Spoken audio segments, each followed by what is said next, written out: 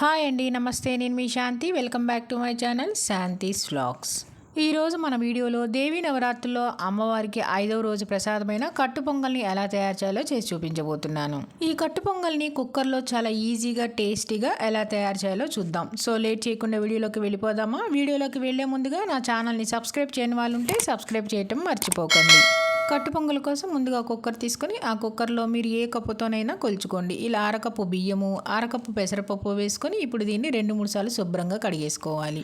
ఇలా కడిగేసేసుకున్నాక ఇప్పుడు మనం అరకప్పు బియ్యము, అరకప్పు పెసరపప్పు వేసుకున్నాం కదండి. 2 కలిపి 1 కప్పు కదా. ఇప్పుడు 1 కప్పుకి 3 కప్పుల నీళ్లు పోసుకోవాలి. నీళ్లు పోసేసుకున్నాక కుదిరితే ఒక అరగంట పాటు నానబెట్టుకోవాలి. నేను ఇక్కడ అరగంట పాటు నానబెట్టుకున్నానండి. ఇప్పుడు అరగంట పాటు నానిన తర్వాత స్టవ్ ఆన్ చేసి స్టవ్ మీద పెట్టి ఇప్పుడు 1/2 టీ స్పూన్ జీలకర్ర, అలానే 1/4 టీ స్పూన్ మిరియాలు, అలానే 1/4 టీ స్పూన్ పసుపు వేసేసుకొని రుచికి సరిపడినంత ఉప్పు వేసుకొని 1 స్పూన్ నెయ్యి వేసేసుకొని మూత పెట్టేసి విజిల్ పెట్టి మంటని మీడియం ఫ్లేమ్లో అడ్జస్ట్ చేసేసుకొని 2 విజిల్స్ వచ్చేంత వరకు ఉడికించుకోవాలి.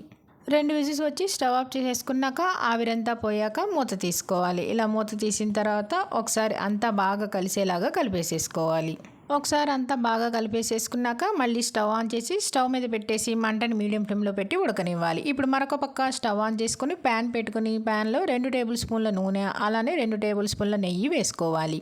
నెయ్యి వేసుకున్నాక నెయ్యి అంతా కరిగిన తర్వాత ఇప్పుడు ఇందులో 1/2 టీ స్పూన్ జీలకర్ర, ఒక చిన్న అంగుళం అల్లం ముక్కను తీసుకొని చిన్న చిన్న ముక్కలుగా కట్ చేసుకొని వేసుకోవాలి. అలానే ఇందులో 4 పచ్చిమిర్చిని కూడా పొడవుగా చీల్చుకొని వేసుకోవాలి. ఇందులోనే ఒక 3 ఎండుమిర్చిని ముక్కలుగా కట్ చేసేసుకొని వేసుకోవాలి. అలానే సన్నగా తరిగిన పచ్చి కొబ్బరి ముక్కలు 3 టేబుల్ స్పూన్లు వేసుకోవాలి. ఇలా వేసేసుకున్నాక కొద్దిగా జీడిపప్పును కూడా వేసేసుకొని వీటన్నిటిని వేయించుకోవాలి.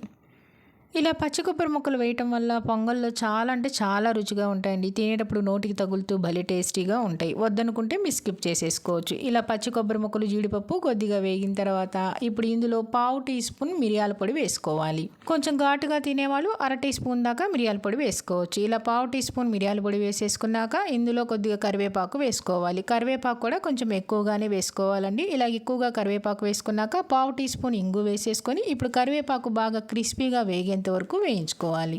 చూడండి, కరివేపాకు అంతా బాగా క్రిస్పీగా వేగింది కదా. ఇలా వేగిన తర్వాత స్టవ్ ఆఫ్ చేసేసుకొని దీని పక్కన పెట్టేసుకోవాలి. ఇప్పుడు మనకు పక్క మన కట్టు పొంగలి మనం మీడియం ఫ్లేమ్లో ఉడికించుకుంటున్నాం కదండి. ఒకసారి అంతా బాగా కలిపేసుకోవాలి. చూడండి, కొంచెం దగ్గరగా అయింది కదా. ఇలా ఉడికిన తర్వాత ఇప్పుడు మనం పోపు పెట్టుకున్నాం కదండి. ఆ పోపునంతటిని ఈ కట్టు పొంగల్లోకి వేసేసుకోవాలి. మంటని మీడియం ఫ్లేమ్లోనే ఉంచి పోపు అంతా బాగా కలిసేలా కలిపేసేసుకోవాలి. చూడండి, కొంచెం గట్టిగా ఉంది కదా. మనం పోపు వేస్తున్నప్పుడే మరొక పక్క 1 కప్పు నీళ్ళని వేడి చేసుకోవాలి. పోపు అంతా కలిపేసుకున్నాక కొంచెం గట్టిగా ఉంది కదండి. ఇప్పుడు మనం వేడి చేసుకున్న నీళ్ళని కొంచెం వేడిగా ఉన్నప్పుడే కొంచెం కొంచెం పోసుకుంటూ కలుపుకోవాలి. ఇలా పోసుకుంటూ కావలసినంత కన్సిస్టెన్సీ వచ్చేంత వరకు కలుపుకోవాలి. నాకు ఇక్కడ మొత్తం 1 కప్పు నీళ్లు పట్టేసాయండి. ఇలా కన్సిస్టెన్సీ చూడండి, ఈ విధంగా ఉంటే ఆరిన తర్వాత కొంచెం గట్టి పడుతుంది. ఇలా కలిపేసేసుకున్నాక ఒక 2 నిమిషాల పాటు ఉడకనిచ్చి స్టవ్ ఆఫ్ చేసేసుకోవాలి. అంతేనండి, దేవి నవరాత్రుల్లో అమ్మవారికి నైవేద్యంగా సమర్పించే 5వ రోజు ప్రసాదమైన కమ్మనైన కట్టు పొంగలి రెడీ అయిపోయింది.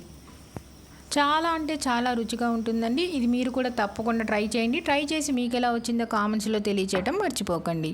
అంతేకాదండి, దేవీ నవరాత్రుల్లో అమ్మవారికి ఇష్టమైన 5వ రోజు ప్రసాదం కట్టు పొంగలి వీడియో మీకు నచ్చిందా అండి? నచ్చితే కనుక లైక్ చేయండి, మీ ఫ్రెండ్స్కి, రిలేటివ్స్కి షేర్ చేయండి, సబ్స్క్రైబ్ చేయండి. మరిన్ని అప్డేట్ కోసం కిందన్న బెల్ ఐకాన్ని క్లిక్ చేయండి.